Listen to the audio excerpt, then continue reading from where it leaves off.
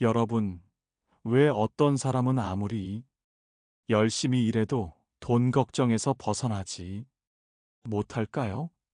반면 어떤 사람은 특별히 노력하지 않아도 인생에 좋은 일들이 끊이지 않을까요? 부처님께서는 우리 마음이 바로 극락으로 가는 열쇠라고 말씀하셨습니다.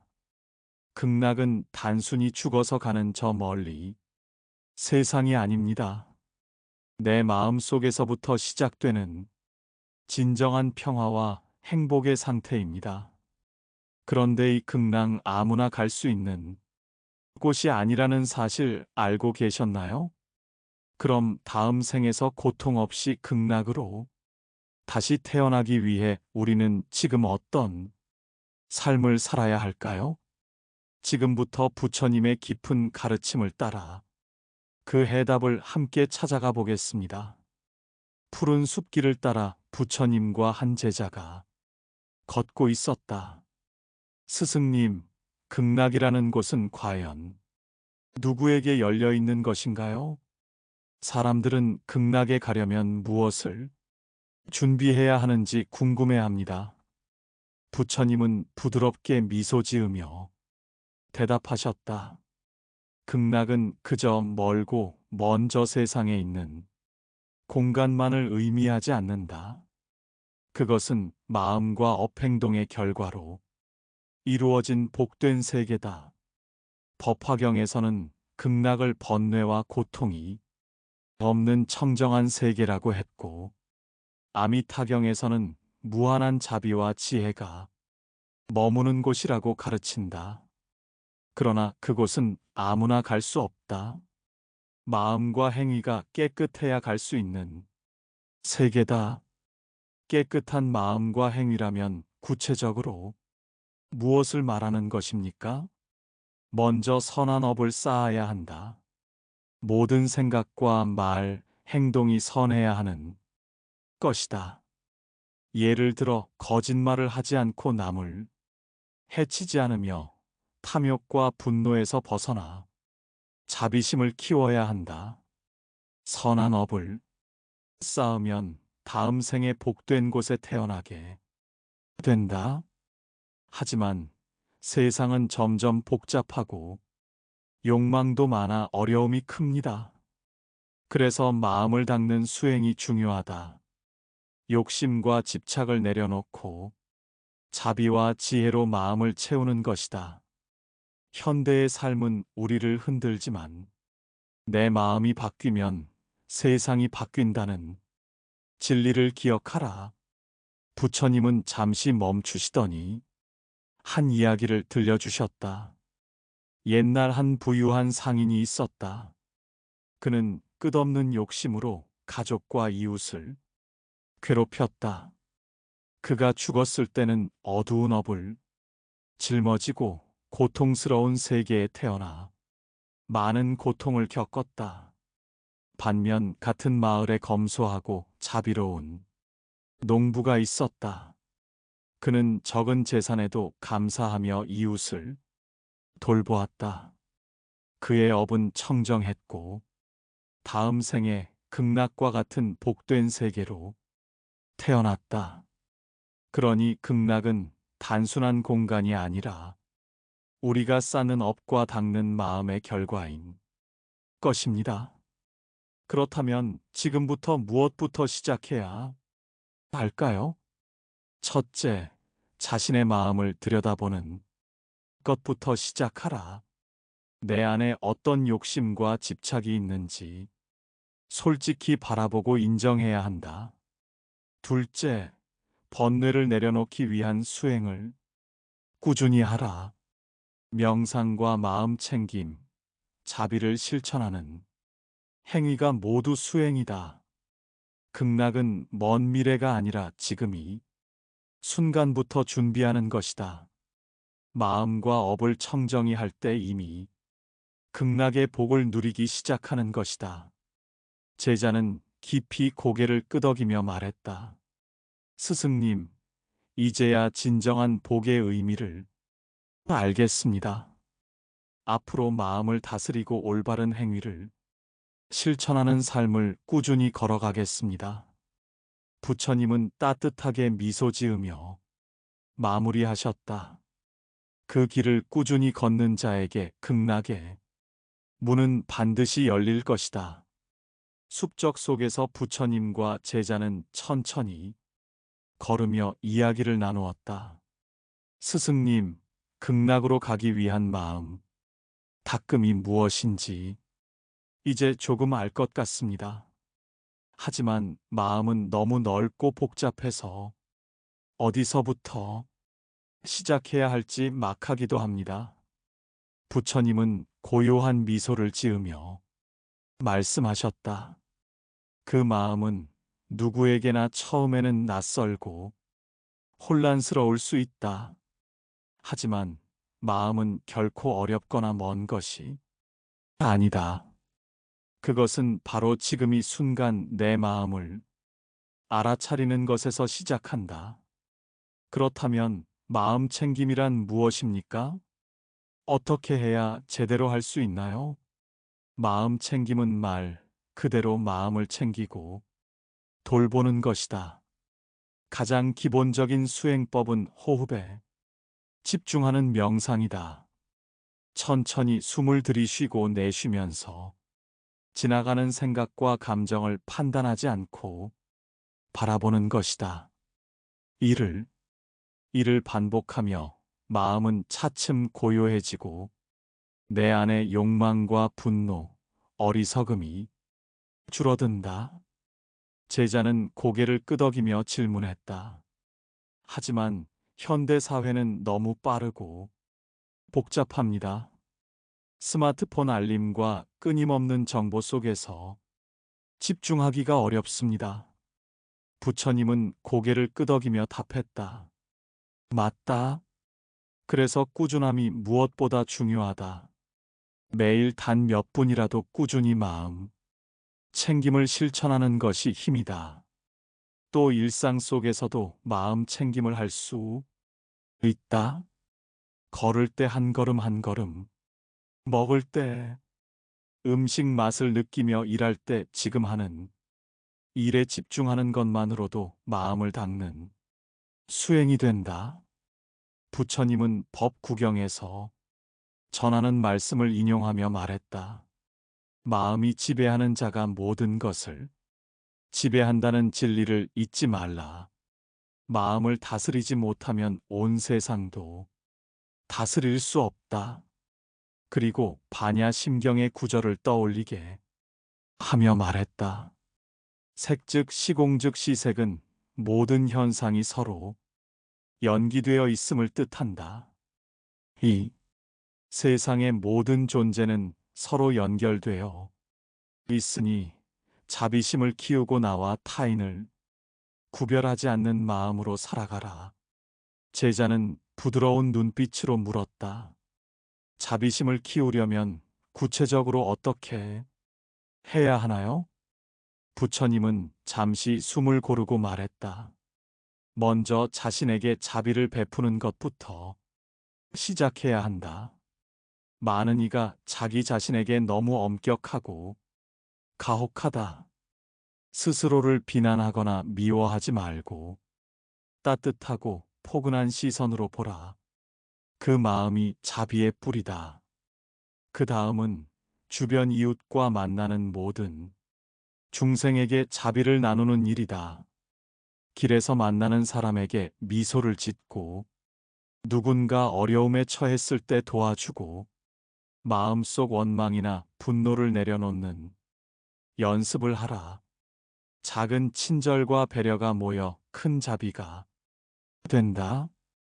부처님은 한 이야기를 들려 주었다. 옛날에 한 스님이 있었다. 그는 젊은 시절 마음이 불안하고 분노가 많아 고통스러웠다. 하지만 매일 명상을 하고 주변 사람들에게 자비를 실천하며 마음을 닦았다. 시간이 흐르면서 그 마음이 맑아지고 깊은 평화를 얻었다. 결국 그는 깨달음을 얻어 극락의 세계에 이르렀다. 제자는 감동하며 말했다. 주행은 정말 쉽지 않은 길 같습니다. 내로는 마음이 산란하고 지칠 때도 많고 욕심이 다시 올라올 때도 있는데 어떻게 꾸준히 걸을 수 있을까요? 부처님은 다정하게 답했다. 그럴 때일수록 자신을 다그치지 말고 부드럽게 대하라. 지금 내가 힘들구나 하고 인정하는 것도 수행의 일부다. 그리고 쉬어가는 시간을 가져라. 쉼도 수행의 한 방법이며 그 쉼을 통해 다시 마음을 모을 힘을 얻는다. 또 좋은 스승과 수행 친구를 만나 함께 걸으면 큰 힘이 된다. 혼자서 가는 길은 어렵지만 함께 하는 길은 견고하다. 부처님은 이 말을 하며 부드럽게 미소 지었다. 마지막으로 잊지 말아야 할 것은 인내심이다. 깨달음은 하루아침에 이루어지지 않는다. 불씨처럼 매일 마음을 닦아야만 큰 빛이 될 수 있다다. 꾸준히 조금씩 전진하라. 제자는 결연한 목소리로 말했다. 스승님, 오늘부터라도 매일 마음 챙김과 자비의 길을 걸으며 극락에 이르는 마음을 닦겠습니다. 부처님은 환다. 그 마음가짐이야말로 극락으로 가는 가장 확실한 첫걸음이다. 꾸준히 걸어가라. 숲속의 나무 그늘 아래 부처님과 제자의 대화가 이어졌다. 스승님, 마음을 닦는 길은 알겠는데 욕심과 집착을 내려놓는 것이 왜 그렇게 어려운지 모르겠습니다. 내 안에서 불안과 두려움이 올라와 나를 붙잡는데 어떻게 해야 그 족쇄를 풀 수 있나요? 부처님은 조용히 고개를 끄덕이며 말씀하셨다. 집착은 우리 마음의 족쇄와 같다. 그것은 내가 이것을 가져야만 한다는 집요한 생각이며 이것이 없으면 나는 불행하다는 두려움에서 비롯된다. 하지만 그 족쇄가 우리를 옥죄고 고통을 만든다. 그 족쇄를 풀려면 먼저 그 집착하는 마음을 인정하고 바라보는 용기가 필요하다. 그것을 부정하거나 숨기지 말고 있는 그대로 마주하라. 그것이 깨달음의 시작이다. 제자는 잠시 생각에 잠기더니 물었다. 어떻게 인정하고 바라봐야 할까요? 욕심이나 두려움에 사로잡힐 때마다 멈출 수가 없는데요. 바로 그럴 때 자비로운 시선을 내 마음에 보내라. 자신을 심하게 비난하거나 미워하지 말고 부드럽고 따뜻하게 보살피는 것이다. 괜찮다. 지금 힘들지만 나는 나를 사랑한다는 마음이 집착을 녹인다. 부처님은 법경의 말씀을 떠올리게 하며 덧붙이셨다. 마음이 넓으면 모든 인연을 품는다. 하였으니 넓은 마음으로 내 안의 어둠과 고통도 포용하라. 또 하나 중요한 것은 마음과 생각 사이에 거리를 두는 연습이다. 욕심과 두려움은 우리 마음의 한 부분일 뿐 전부가 아니다. 이 생각은 나의 일부일 뿐 나를 정의하지 않는다고 스스로에게 말해보라. 그것이 자유를 향한 첫걸음이다. 그렇다면 자비를 실천하는 것이 집착을 내려놓는데 어떤 도움이 되나요? 자비는 마음을 깨끗하게 하고 욕심과 분노를 씻어내는 강력한 힘이다. 남을 돕고 어려운 이에게 손을 내밀 때 내 마음도 함께 치유된다. 부처님께서 주는 자는 받는 자보다 더 큰 복을 얻는다고 하신 뜻이 바로 이것이다.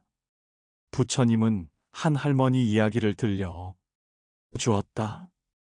그 할머니는 가난했지만 주변의 어려운 이웃을 돌보는 일을 멈추지 않았다.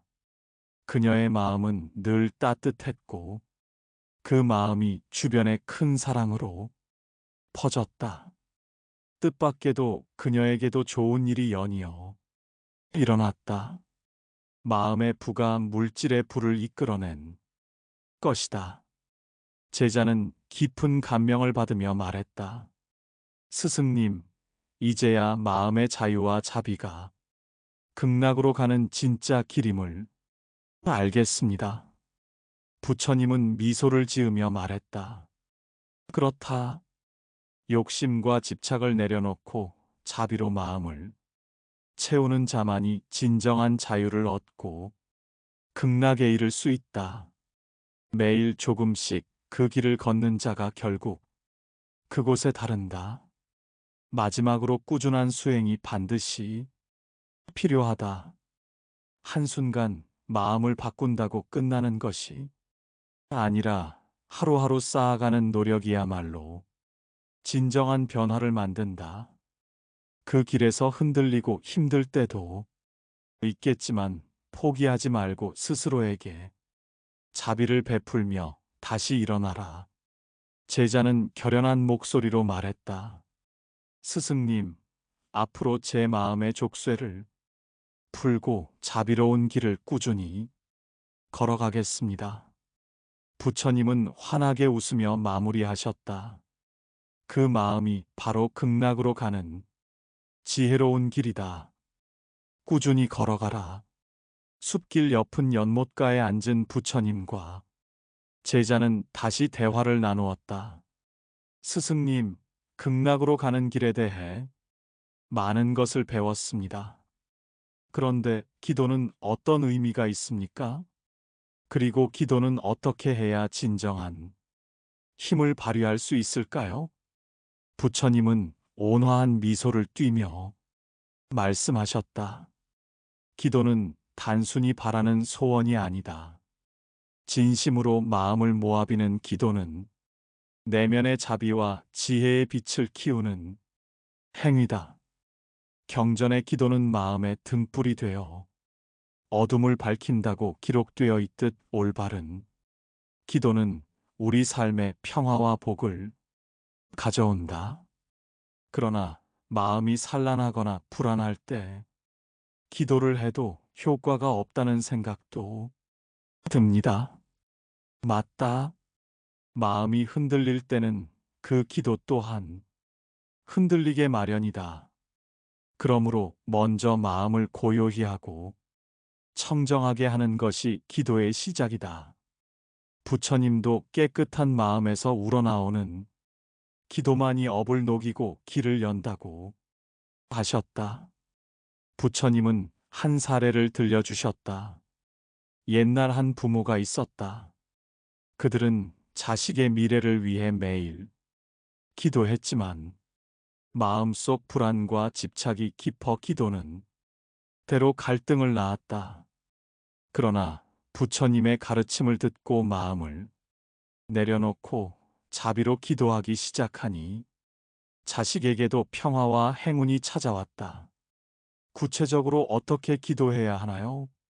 기도할 때는 특정한 결과를 바라기보다 자식이 평온하고 올바른 길을 걸을 수 있기를 바라는 마음으로 비는 것이 진정한 기도의 힘이다.